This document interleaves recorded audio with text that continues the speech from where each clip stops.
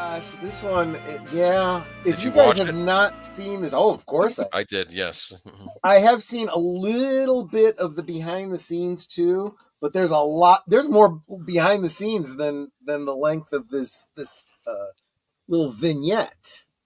Captain Kirk, William Shatner, Mr. Spock, Leonard Nimoy finally received closure as a new short film celebrates the 30th anniversary of Star Trek Generations. During the 10-minute movie, which is titled 765874 Unification, Trekkies are treated to what could have been a scenario as Kirk traverses the Nexus. Unification below combines live-action imagery with CGI, and both Shatner, along with Nemo's widow, Susan Bay, served as producers on the new flick released by Roddenberry Archive and OTOY. I'm not sure what that stands for, but that's the name of the production company. I see. The film begins with Kirk's good friend Gary Lockwood from Star Trek The Original Series, who has already been infected by the USS Enterprise contact. Hold. They brought him back and de-aged him. Yeah, they did not have to do that, and they did, and it was amazing. Yep. The Great Barrier in the television series set in the pilot where no man has gone before. Gary closes eerie eyes, which reflect the godlike power he receives in that episode thanks to his higher ESP rating. I remember that episode. Yep. Afterward, Kirk from Generations begins a journey across the Nexus, which will eventually reunite him with Spock on New Vulcan following the events of J.J. Abrams' Star Trek films. Well, it could be from that, or it could be from the regular Vulcan in the regular timeline. I don't know. It was very clear. There's a lot of Easter eggs that distinctly tie it to the post 2009. It's kind of important. In fact, there is an alien that shows up that was in a storyline in Star Trek Discovery that acts as the go-between between the JJ verse and the Prime universe. So where is Discovery? Is Discovery Prime or is it Helvenverse? Nope. It's all different universes. Trekkies are sure to eat up all the Easter eggs and nods to the Star Trek mythology too. Along with Gary Mitchell, who only appeared Kirk's best friend in that one TOS episode. The Enterprise captain crossed paths with Lieutenant Savick, played by Robin Curtis from Star Trek The Search for Spock, and Star Trek For the Voyage Home. Curtis famously took on the role after Kirstie Alley originally portrayed the half Vulcan, half Romulan in Star Trek II, The Wrath of Khan. Alongside Savick, Kirk finds another familiar face in Surak. His name is misspelled as Sorak in the credits, who was played by Barry Atwater in the original series season 3 episode The Savage Curtain. Fans can check out the heartwarming short film below to witness Kirk and Spock's final moments together. Seeing Captain Kirk reunite with Spock on his deathbed, not to mention seeing one of Vulcan's lovers nearby in his final moments is alone worth watching. Oh, he's talking about Savick. Okay. In the Unification. I thought we were going back to fan fiction written in the 1970s. No. Okay. However, it'll interest Trekkies to know that 87-year-old Gary Lockwood actually reprised the role as Gary Mitchell in the short film. Yes. Okay. Meanwhile, Sam Witwer of Smallville and Star Wars fame portraying young Kirk and Lauren Selleck playing Spock. Okay. Yeah. I have a question though. Something that bugged me about this though. Where was David? Was he supposed to be in there with all those people? No, I don't think so. Yeah, we don't get maybe. David. There's a lot of people in that crowd. It's so he could have been in there, maybe. Yeah, could have been. Don't know. Real quick, I want to acknowledge what John Conroy is saying here. He said that short brought tears to my eyes. Yeah, I made it through the short without tears coming to my eyes. You know what really got me teared up was when I saw the Critical Drinkers commentary on it. By the end of that, I was in tears. Go check it out. It's worth it. It really is. Yeah, I mean, it's just... yeah, so... I was going to say that from some of the things I was hearing, some of the commentary I heard over on the Midnight's Edge talk about this and whatnot, it sounds like this wasn't just a Roddenberry production made with the permission of Paramount CBS. Apparently, they were actually involved in it. They not only gave permission, but they fully authorized it. to the point that a lot of fans are speculating this is meant to be continuity. This is canon. Do And you what? think this could have something to do with maybe possible plans for future Star Trek?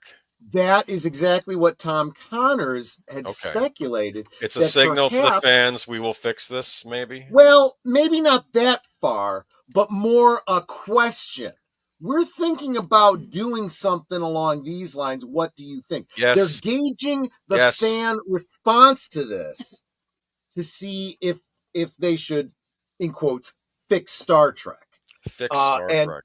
And that seems to be what the fans are going for. So you can be bothered by the fact that this canonizes Spock's death with the JJ verse and the character from the storyline of Discovery.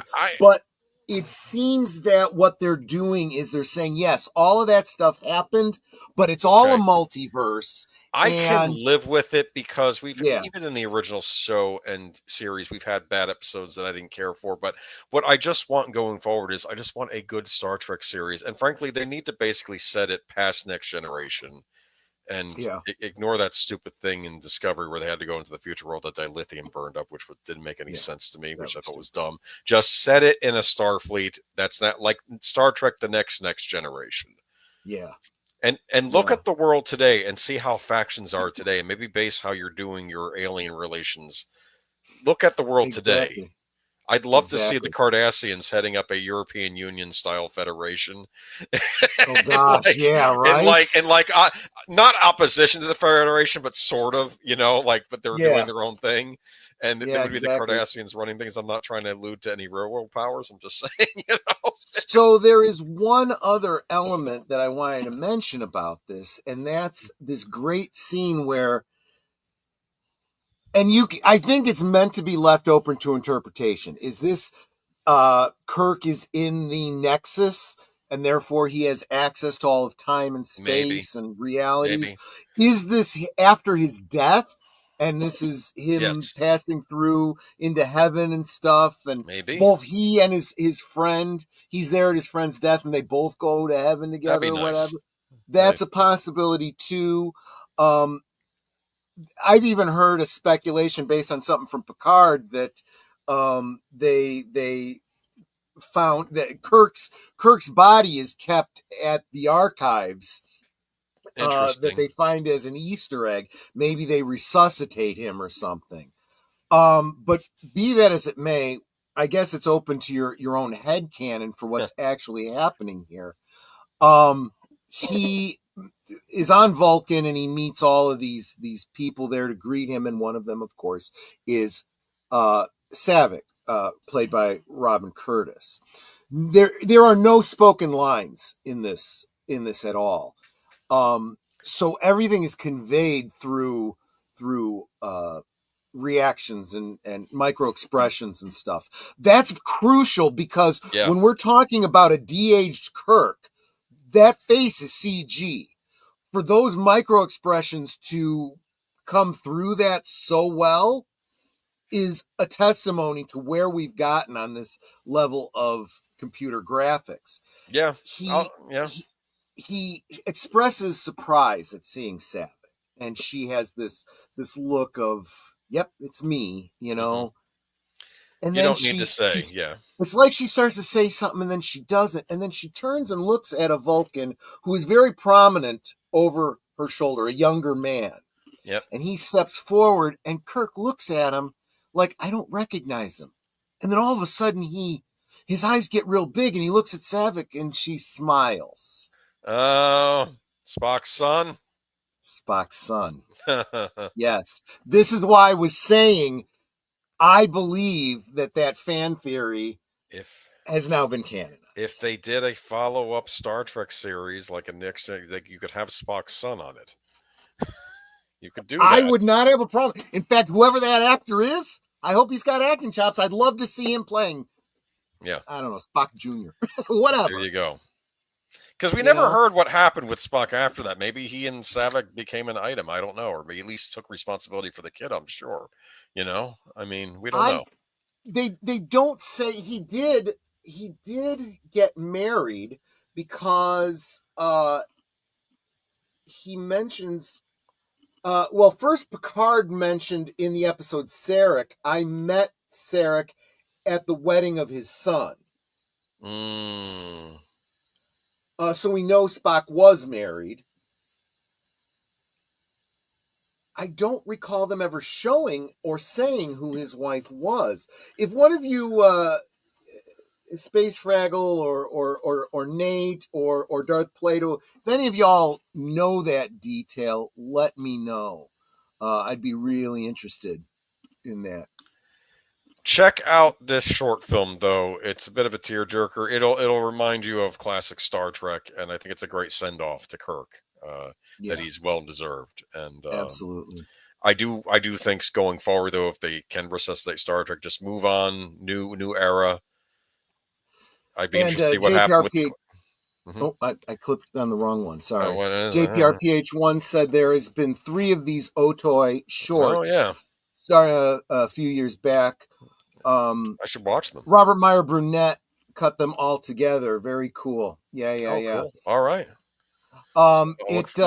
Because previously we saw one that was that showed Spock at different ages, leading up to the reclamation of the Enterprise D at, what was it? Was it Narendra? It wasn't Narendra 3. Wherever the Enterprise D saucer section went down, they canonized the fact that they went to recover that saucer section, and while he was there, he went and visited the grave for Kirk, and a lot of people are saying, it really looks like this ties into the whole Picard thing, where they get the shuttle, the saucer of the Enterprise D, and give it a new secondary hull, which is very important storyline in the 3rd season of Picard. Viridian 3, that's what it was. Thank you very much, Space Fraggle.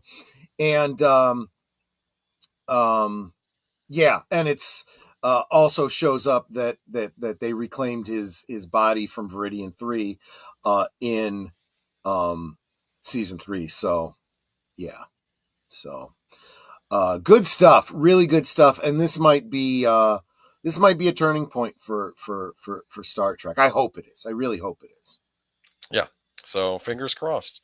But maybe this is a sign to the fans that they want to kind of move in a new direction at the very least.